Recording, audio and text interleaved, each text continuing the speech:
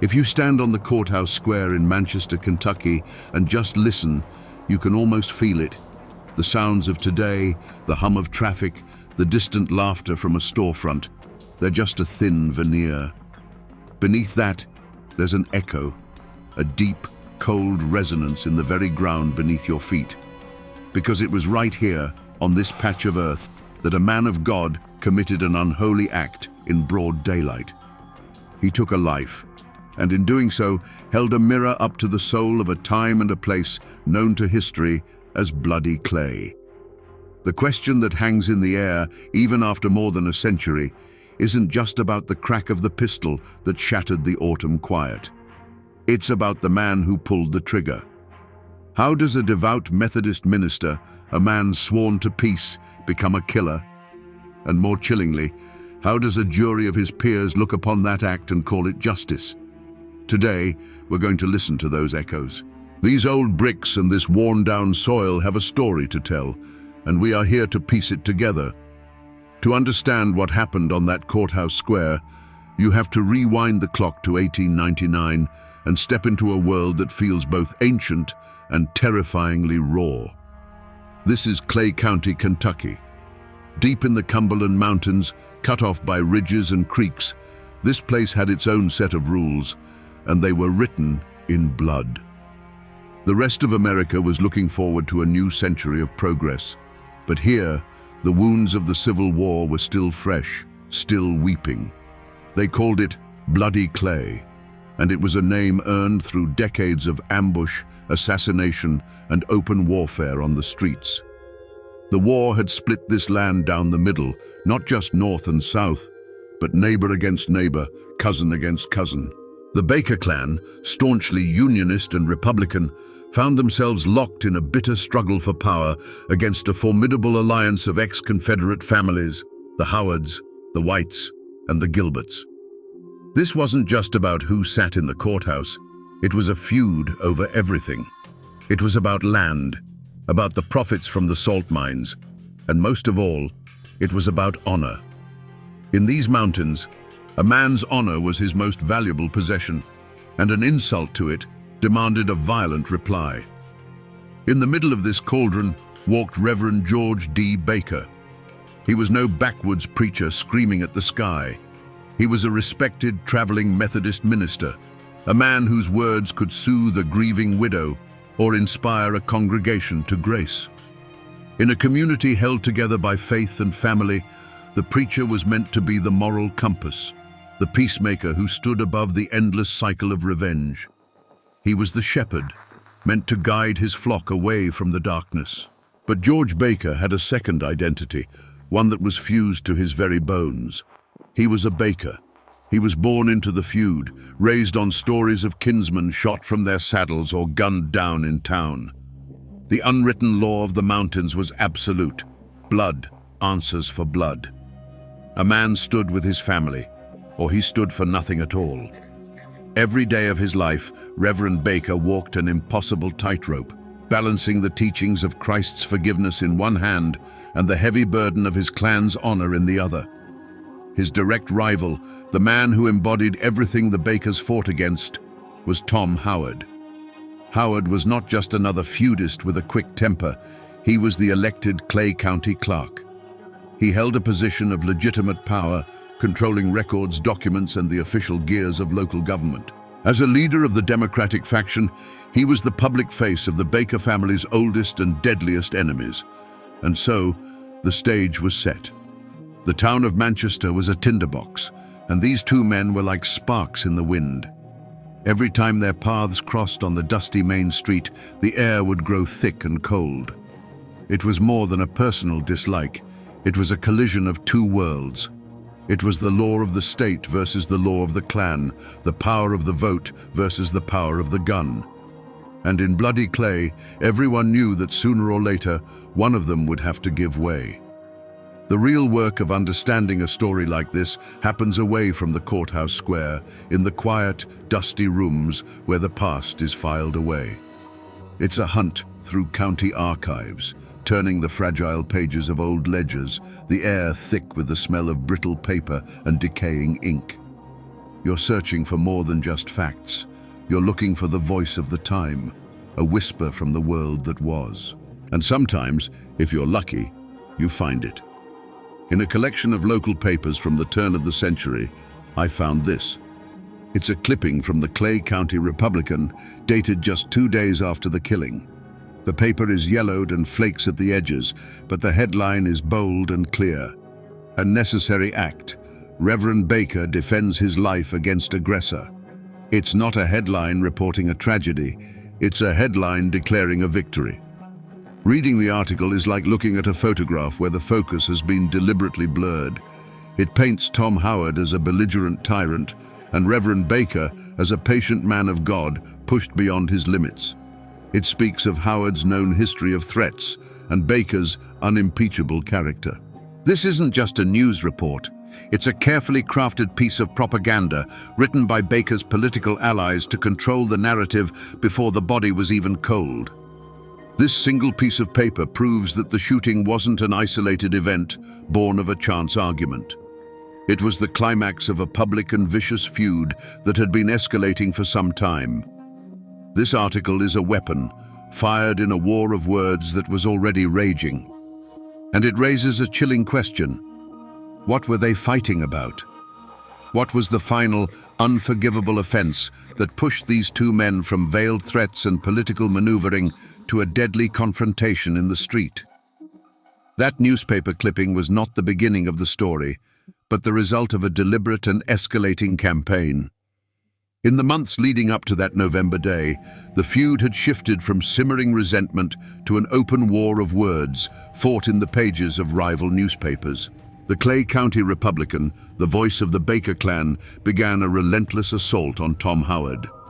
Week after week, it printed articles accusing the county clerk of corruption, of abusing his office for personal gain, and of being a political tyrant who ruled through fear. Each article was a public slap in the face, a calculated attack on Howard's honor designed to undermine his authority in the eyes of the people. They painted him as a snake in the very heart of the county government. For a man in his position, in a place like Clay County, these were not mere political jabs. They were accusations that demanded a response. And in a land where a man's reputation was all he had, a response often meant violence. This is where Reverend George D. Baker stepped from the pulpit into the heart of the conflict. He wasn't just a passive supporter of his family's newspaper. His sermons, known for their fiery passion, began to take on a new, sharper edge. He preached about sin and corruption, about the duty of good men to stand against the forces of darkness in their community. While he may not have named Tom Howard from the pulpit, everyone in the pews knew exactly who the serpents and money changers in the temple were. He was giving his clan's political war a divine sanction, transforming a struggle for power into a holy crusade. Tom Howard found himself besieged. His name was being dragged through the mud in print, and now the most respected preacher in the region was calling down hellfire upon him every Sunday. He was being politically and morally isolated. Cornered and enraged, Howard did what feudists do. He pushed back. He began making public threats. On the streets of Manchester, in saloons and storefronts, he made it known that if the lies didn't stop, he would silence the liars himself. And he specifically named Reverend George D. Baker. The seeds of conflict were now fully sown. The battle had moved from the printed page to open, verbal threats. The entire town of Manchester could feel the change in the air. The tension was no longer a political disagreement. It was a personal death threat. Two of the most powerful men in Clay County were on a collision course, and everyone was just waiting for the crash. It was no longer a question of if it would happen, but when. Newspapers and official records can give you the skeleton of a story, but they can't give you its heart. To find that, you have to talk to the people who have kept the story alive, not on paper, but in memory. In Clay County, there are still folks who hold the oral traditions, the tales passed down over generations that fill in the gaps the official histories leave behind. I found one of them in an old-timer named Silas. a local historian whose family has lived in these hills since before Kentucky was a state. We sat on his front porch, the afternoon sun filtering through the oak trees, and he spoke of the past as if it were yesterday. He listened patiently as I recounted the details I'd found, the newspaper war, the political maneuvering. He just nodded slowly, a wry smile on his face. "That's the official story," he said, his voice a low, gravelly rumble. "That's the part they wanted everyone to see. But the old folks in my family, they always said the real trouble, the thing that made it all unavoidable, happened just 3 days before the shooting. It wasn't in any newspaper. According to the story passed down in his family, Tom Howard, pushed to the breaking point by the relentless attacks, finally went looking for the Reverend. He didn't find him in the courthouse or a saloon, but on the street, not far from the Methodist church. He walked right up to Baker, his face a mask of cold fury. And what he said wasn't just a threat, it was an attack on the man's very soul. He didn't yell, Silas told me. He spoke just loud enough for Baker to hear. "You hide your feud behind that Bible, preacher," Howard hissed. "You call me a sinner from your pulpit while you sick your family's dogs on me in the papers. You ain't a man of God. You're a coward, using the cross as a shield for your own hate." In that moment, Tom Howard did more than just insult George Baker. He ripped away the one thing that allowed the preacher to reconcile the two halves of his life. He accused him of being a hypocrite and a coward, invalidating his faith and his honor in a single breath. As Silas finished the story, he looked at me, his eyes clear and steady. "Now you understand," he said. After that was said, one of them had to die. It was just a matter of who got the first shot. The confrontation, when it finally came, was not a wild brawl in a smoky saloon. It was something far more chilling. Just 3 days before the end, Tom Howard found what he was looking for. He saw the Reverend George Baker walking along the main street, not far from the shadow of his own church steeple. The air was crisp with the promise of winter, and the usual bustle of Manchester seemed to fade into a low hum as Howard altered his course, his steps deliberate and heavy on the hard-packed dirt. He didn't rush. He didn't shout. He simply moved to block the preacher's path, forcing him to stop. For a moment, the two most powerful enemies in Clay County stood face to face, the space between them crackling with generations of hate.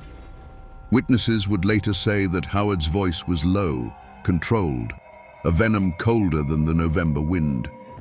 He looked the minister dead in the eye, and the words he spoke were not a challenge to a fight, but a judgment on a man's soul. "You hide your feud behind that Bible, preacher," Howard said, the words cutting through the quiet air. "You call me a sinner from your pulpit while you sick your family's dogs on me in the papers." He took a slight step closer, his gaze unwavering. "You ain't a man of God. You're a coward, using the cross as a shield for your own hate." In that single devastating moment, Tom Howard had found the one weapon that could pierce George Baker's armor. He didn't just question his honor as a Baker, he publicly condemned his integrity as a man of faith. He declared that the Reverend's entire life, his ministry, his moral authority, was a lie.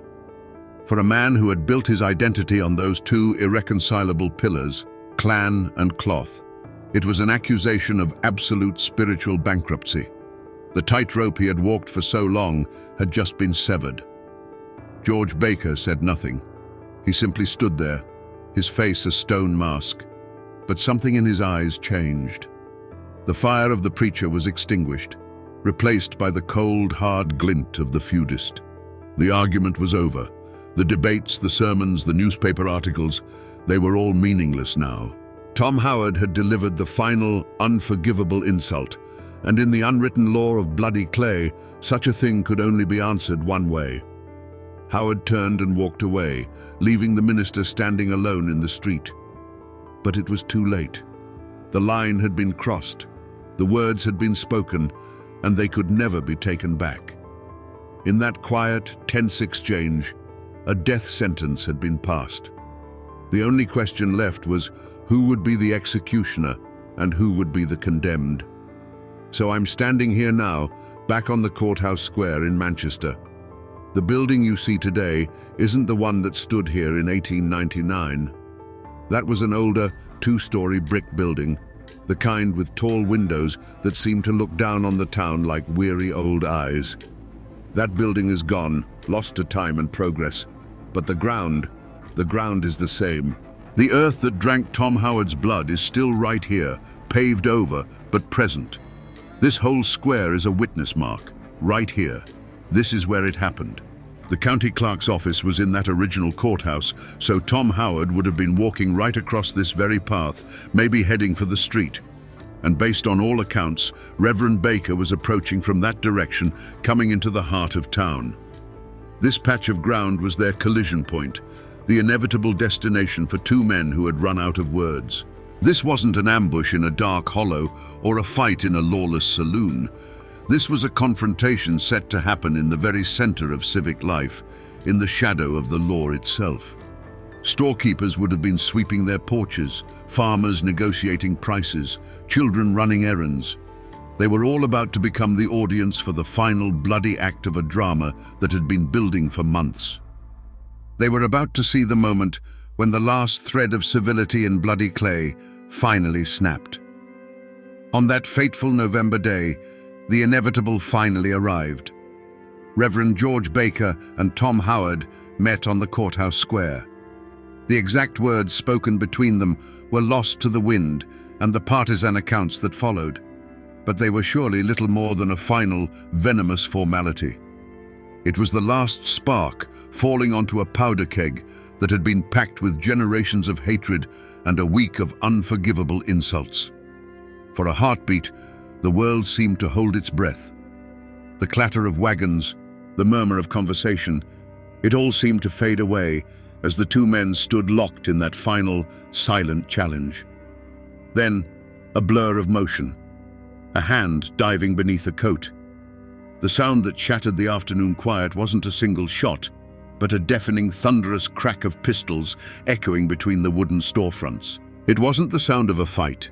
It was the sound of an ending. Pigeons scattered from the courthouse roof in a frantic grey cloud. A woman on the far side of the square dropped a basket of apples, and they rolled, unheeded, across the dirt. Everything froze. When the smoke cleared, the scene was stark and horrifyingly simple. Tom Howard was on his feet, but only just. He staggered back a step, a look of profound surprise on his face, his hand clutching at his chest. A dark patch began to bloom across his shirt, a terrible flower of violence. He opened his mouth as if to speak, but no sound came out. Then, with a finality that silenced the entire town, he collapsed in a heap on the ground. Standing over him, his feet planted firm, was the Methodist minister, George D. Baker. His face was not one of rage or panic, but of grim, unyielding determination. The hand that had baptized children and offered the communion wafer now held a smoking pistol. He had shot and killed the Clay County clerk in broad daylight in the very heart of town, and he made no move to run. The battle was over. In the terrible silence that followed, the only thing left to do was count the cost. After the chaos of the Courthouse Square, the story moves indoors into the quiet, methodical world of paper and ink. I'm sitting in a county records office, a place where human dramas are boiled down into simple, declarative sentences written in the elegant, spidery script of the past. In my hands, I have a copy of the coroner's inquest for Thomas Howard, dated November 1899. It's a document of brutal efficiency. Under cause of death, the physician wrote just 2 words. Pistol shot. 2 words. That's all the official record has to say about the violent end of a man's life. It doesn't mention the generations of animosity, the public insults, or the look of shock on his face as he fell. The paper reduces the entire complex, bloody feud into a simple clinical fact. It strips away the passion, the hatred, and the honor, leaving only the sterile mechanics of the event. This is the first step in the law's attempt to make sense of the unthinkable. Then there's the sheriff's logbook entry for that day. It's just as lean. George D. Baker surrendered himself into my custody this afternoon, states he shot Thomas Howard in self-defense after being threatened. Here it is, the moment the story pivots. The raw, violent act on the street is immediately being framed, packaged into a legal defense. Self-defense. In the world of bloody clay, those two words carried an immense weight, a meaning far deeper than any law book could define. Reading these documents, you realize the official record is a different language. It has no words for the code of the mountains. It cannot record the weight of an insult or the sacred duty to kin. All the raw human emotion that led to the shooting is invisible here. These papers tell you what happened, but they are utterly silent on the why. And it was in that vast, silent space between the facts on the page and the truth of the feud that the fate of Reverend George D. Baker would be decided. There was no manhunt for Reverend Baker. He did not flee into the mountains or attempt to hide among his kin. In a move that demonstrated a deep understanding of the local power dynamics, he walked calmly from the scene of the shooting, his pistol likely still warm, and surrendered himself to the sheriff. He knew the fight had not ended. It had simply moved into a new arena, the courtroom. He was gambling that the same code of honor that led him to pull the trigger would be the very thing that set him free. The trial of the killer preacher was a sensation. It drew crowds from all over the surrounding counties, packing the small Manchester courthouse to the rafters. On one side of the room sat the somber, black-clad family of Tom Howard, their faces etched with grief and a thirst for vengeance. On the other side sat the Bakers and their allies, a formidable wall of support for their preacher and kinsman. The entire Clay County feud was condensed into that one superheated room, the air thick with tension and the unspoken threat of more violence. The prosecution presented a clear, logical case. They argued that this was a premeditated assassination, the culmination of a political and personal vendetta. They had witnesses who saw the confrontation. They had the body of the county clerk as their star exhibit. They argued that a man of God, of all people, should have turned the other cheek. It was a solid case, built on the foundation of state law and Christian morality. But Baker's defense was not built on the law of Kentucky. It was built on the law of the mountains. His lawyers didn't deny he pulled the trigger. Instead, they painted a picture of a good man pushed to the brink. They brought witness after witness to testify about Tom Howard's aggressive nature and the public threats he had made against the Reverend's life.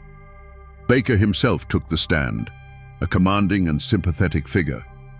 He spoke not of politics, but of the primal fear for his life.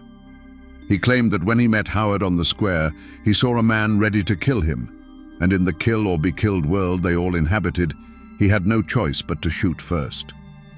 The jury, 12 men from Clay and the surrounding hills, listened intently. They were not just jurors. They were men who lived by the same code. They understood the weight of a public threat, the unforgivable nature of certain insults. They were being asked to judge George Baker not by the cold letter of the law, but by the unwritten rules of survival and honor that governed their own lives. When the time came, the verdict was delivered to a silent, packed courtroom. Not guilty. Reverend George D. Baker had killed a man, and his peers had declared it justice. He walked out of the courthouse a free man, leaving the family of Tom Howard to wonder if there was any law in Kentucky that could touch a Baker. The final chapter of any feud isn't written in a courthouse ledger or a yellowed newspaper. It's written here, in a quiet mountain cemetery where the only sounds are the wind in the cedar trees and the crunch of your own feet on the gravel path. The stones here are old, tilted by the slow creep of the earth, their inscriptions worn smooth by a century of rain and snow. This is where the passions of bloody Clay came for their final, silent rest. It takes some searching to find Tom Howard. His stone is in a family plot, a solid, respectable granite marker befitting a man of his station. The inscription is fading now, but you can still make out his name and his title. Clay County Clerk. It's a final, silent testament to the power he once held. The stone is weathered, clean, but not meticulously tended. It feels like a monument to a past that is slowly, surely being forgotten. Here lies a man who lost the most important fight of his life, and the quiet dignity of his grave seems to echo that defeat.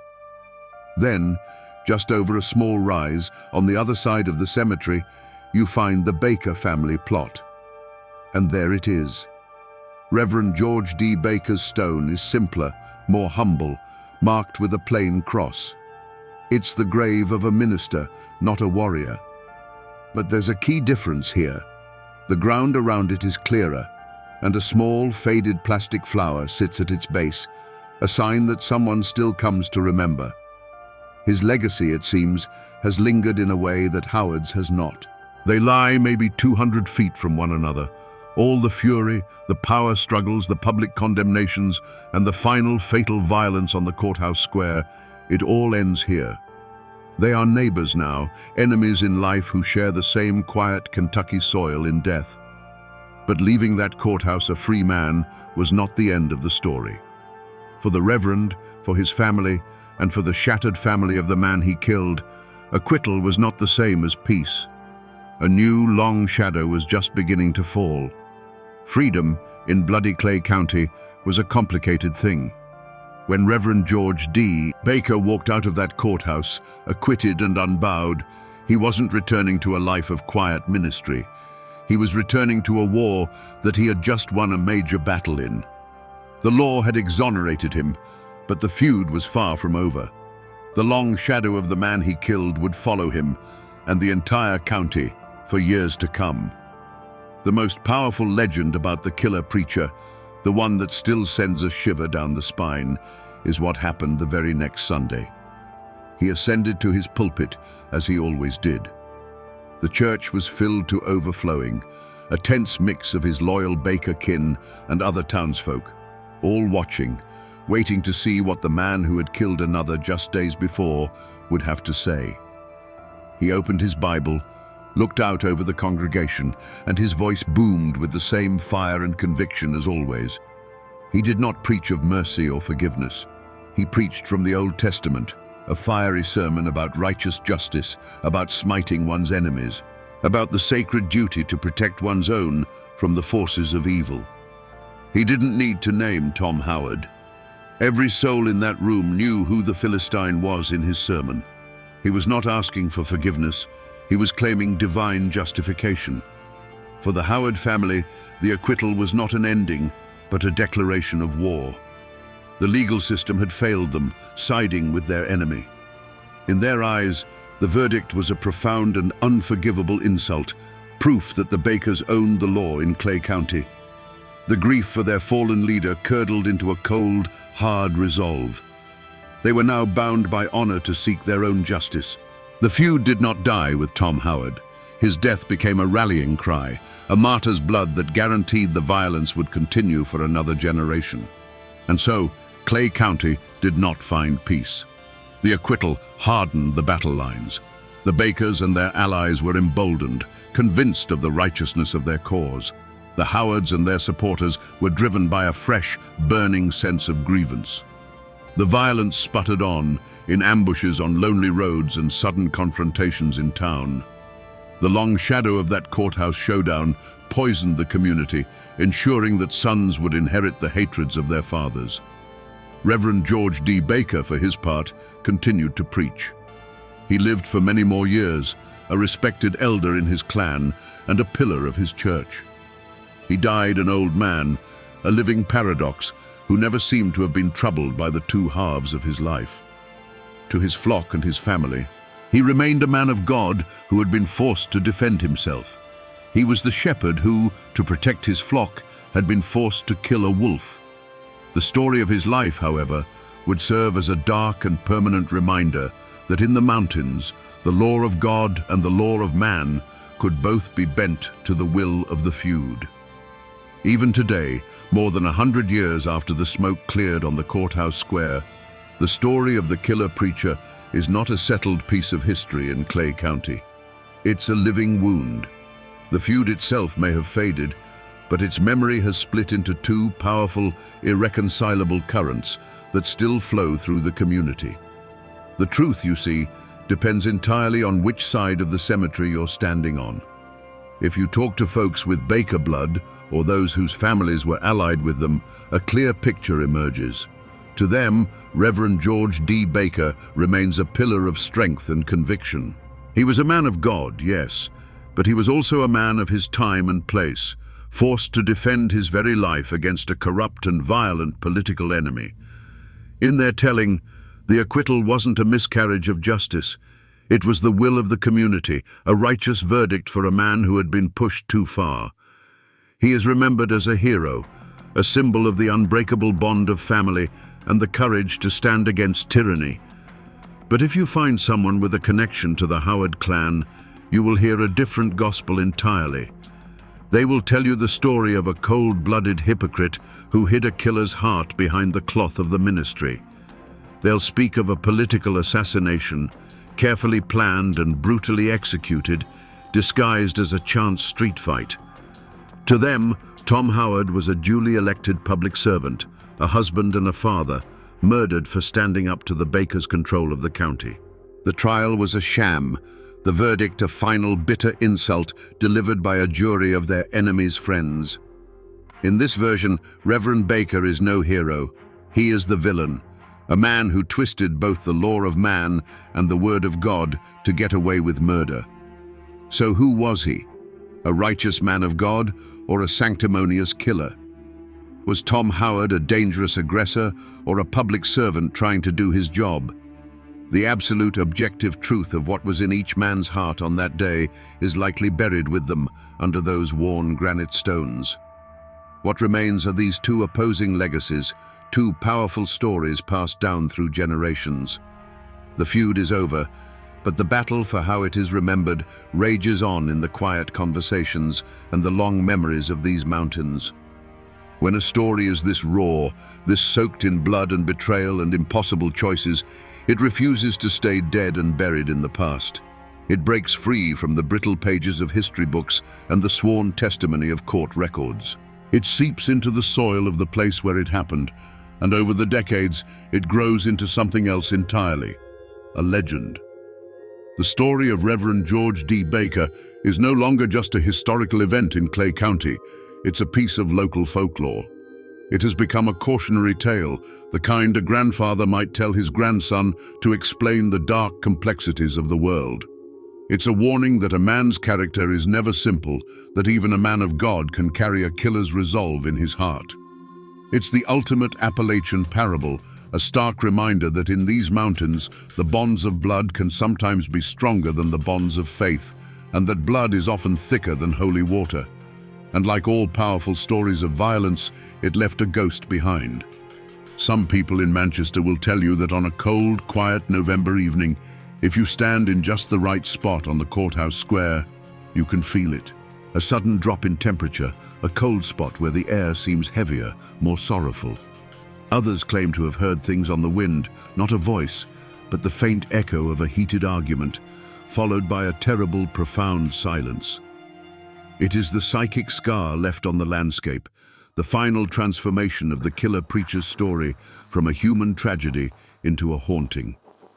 This is what happens when history bleeds into legend. The sharp edges of fact, the exact words spoken, the precise sequence of events get worn smooth over time. What's left is the dark, unsettling truth at the heart of the tale. That the line between a saint and a sinner, a hero and a murderer, can sometimes be as thin as a trigger pull. So here we are, back where we began, on the Courthouse Square in Manchester. The place hasn't changed in the last hour of our journey, but our understanding of it has. The echo I spoke of when we started is clearer now. It's no longer a vague feeling in the air. It has a voice. It speaks of honor and insult, of faith and fury, of a man who tried to hold both a Bible and a pistol and found himself forced to choose which one to use. We came here with a simple, shocking question. How does a preacher become a killer? But the story of Reverend George D. Baker and Tom Howard teaches us that the truth is never simple. It's a dark and tangled web of old wounds from a forgotten war, the brutal pride of the clan, and the impossible pressure cooker of a community where the law of the gun often spoke louder than the law of the land. We saw how a verdict of not guilty didn't bring peace, but only guaranteed that the long shadow of violence would stretch into a new generation. And this story, in the end, isn't just about a feud in the Kentucky mountains over a century ago. It's a chilling lesson about the fragility of civilization itself. It shows us how quickly our highest ideals, our faith, our laws, our sense of morality can be swept away by older, deeper currents of blood, honor, and revenge. The story of the killer preacher is a permanent and powerful reminder that the most dangerous ground isn't in some distant, lawless hollow, but in the conflicted heart of a human being. The men who lived and died by that code are gone now. The old courthouse they fought to control is nothing but a memory. But the next time you pass through a small town and see its courthouse square, listen. Listen for the echoes of the stories that ground is holding on to. The people are gone, the guns are silent, but the story remains.